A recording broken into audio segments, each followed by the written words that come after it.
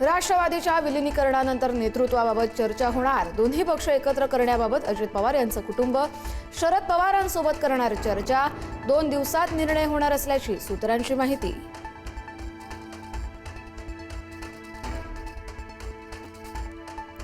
राष्ट्रवादी एकत्रीकरणासंदर्भात अजित पवारांनी घेतल्या होत्या 14 बैठका। भाजपच्या वरिष्ठ नेत्यांची माहिती। जिल्हा परिषद निवडणुकीच्या निकालाच्या दुसऱ्या दिवशी होणार होती घोषणा।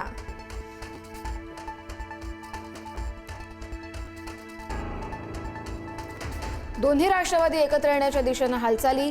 झेडपी निवडणुकांनंतर राष्ट्रवादीचे विलीनीकरणाचे संकेत। दोन्ही पक्षातील नेतेही सकारात्मक असल्याची माहिती।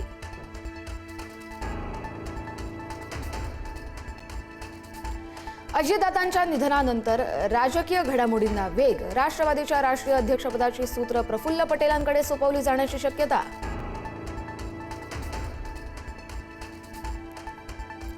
सुनेत्रा पवारांना उपमुख्यमंत्री करा। मंत्री हसन मुश्रीफ यांच्यासह धनंजय मुंडे यांची मुख्यमंत्री फडणवीसांकडे विनंती। तर अजितदादांच्या जागी सुनेत्रा पवार यांनाच उपमुख्यमंत्री करावं, मंत्री नरहरी झिरवाळ यांची ही मागणी।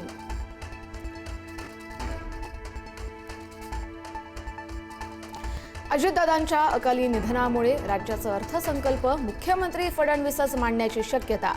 23 फेब्रुवारीपासून अर्थसंकल्पीय अधिवेशनाला सुरुवात, तर 6 मार्चला मांडण्यात येणार अर्थसंकल्प।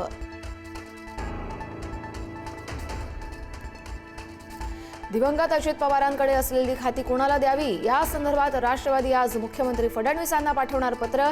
दादांकडे क्रीडा, राज्य उत्पादन शुल्क आणि अर्थ खात्याची होती जबाबदारी।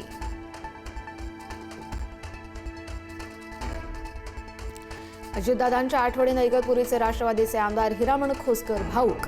कार्यकर्त्याला इतका जीव लावणारा नेता कधीच पाहिला नाही। हिरामण खोसकरांना अश्रू अनावर।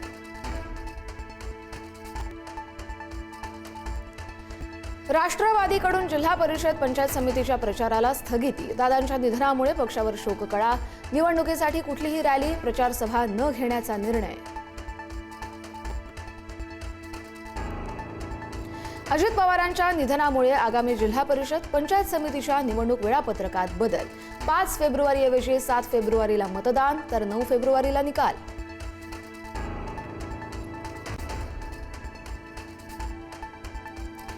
मुंबई महापालिका मुख्यालयात शिवसेनेला पक्ष कार्यालयाला मुकावं लागण्याची शक्यता। भाजप शिवसेनेची एकत्रित गटनोंदणी होणार। एकत्र गटनोंदणीमुळे पालिका मुख्यालयात केवळ भाजपला कार्यालय।